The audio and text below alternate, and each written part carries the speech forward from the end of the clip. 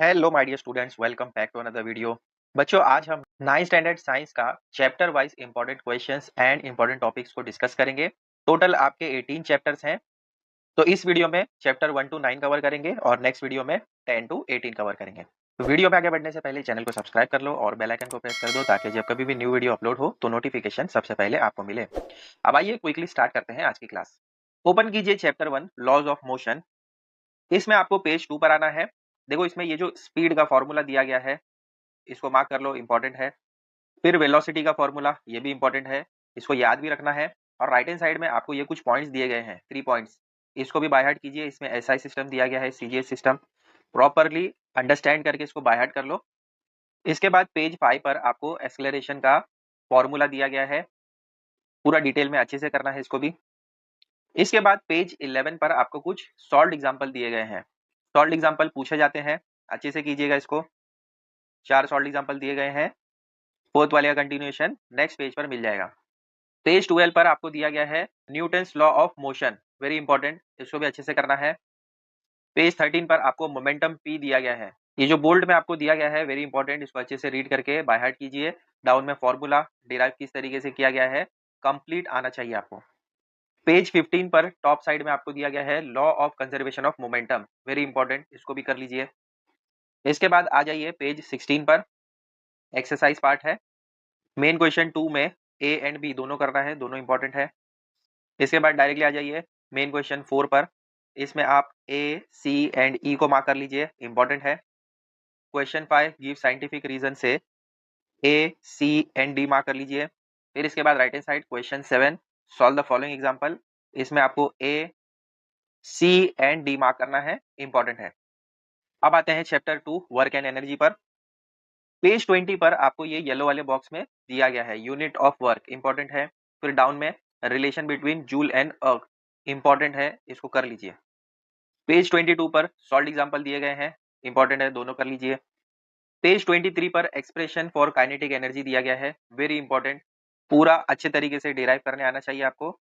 Half mv square किस तरीके से आ रहा है प्रूफ करने को काफी बार पूछा जाता है। पेज 25 पर law of conservation of energy, इसको भी मार्क कर लीजिए। फिर इसके बाद पेज 28 एक्सरसाइज पार्ट पर आना है, मेन क्वेश्चन 1 से ए सी डी एंड डाउन में एफ। फिर मेन क्वेश्चन 2 पर आ जाइए, राइट हैंड साइड में आपको मिल जाएगा ए वी एंड डाउन में डी।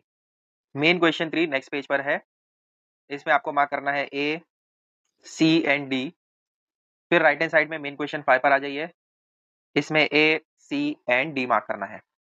अब आ जाइए चैप्टर 3 पर, पेज 31 पर आपको दिया गया है पोटेंशियल डिफरेंस ऑफ सेल, पूरा कंप्लीट अच्छे से करना है।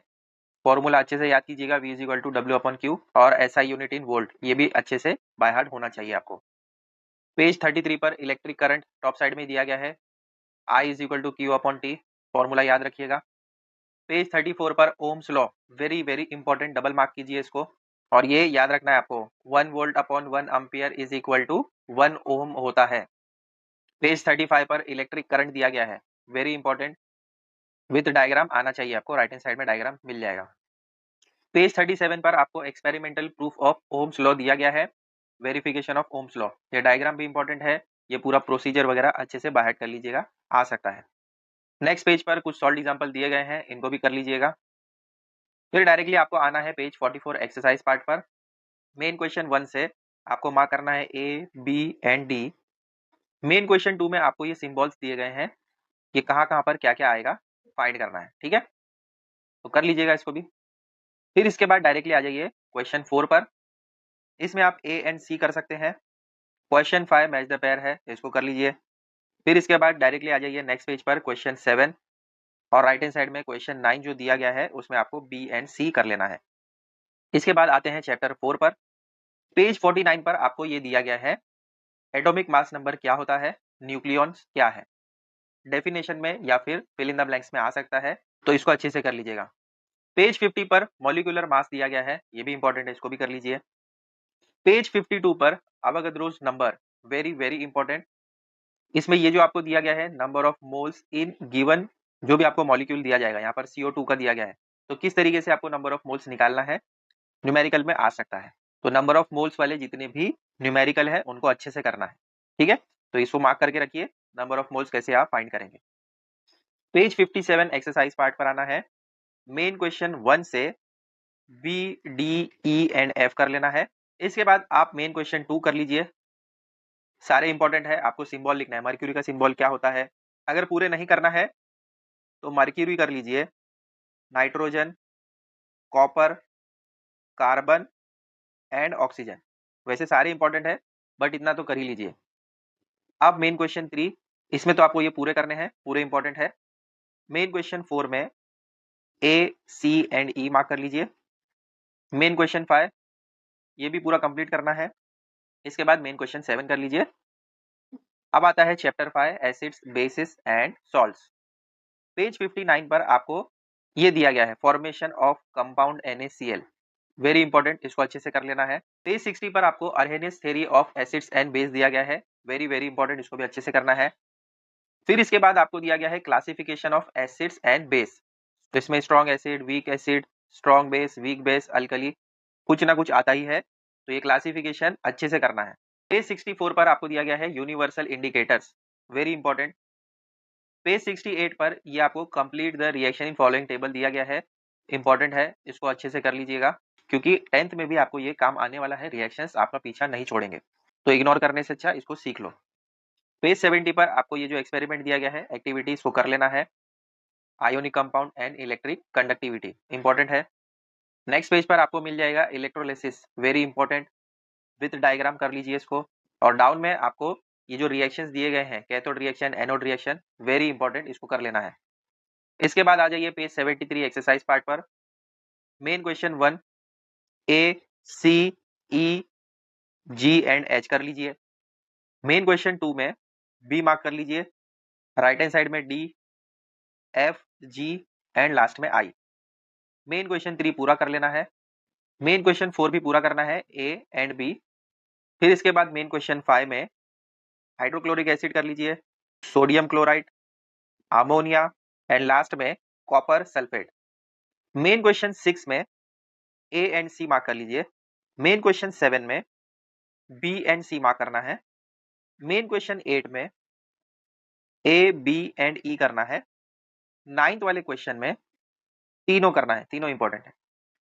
और 10th वाले क्वेश्चन में common salt, carbon dioxide, calcium hydroxide, vinegar, sodium carbonate and sulphur dioxide. इतना कर लीजिए, काफी हो जाएगा। अब आते हैं चैप्टर 6 पर, क्लासिफिकेशन ऑफ प्लांट्स। पेज 76 पर ब्रायोफाइटा इंपॉर्टेंट है, मार्क कर लीजिए विथ एग्जांपल। डाउन में आपको एग्जांपल भी दिए गए हैं प्लांट्स ऑफ ब्रायोफाइटा डिवीजन के।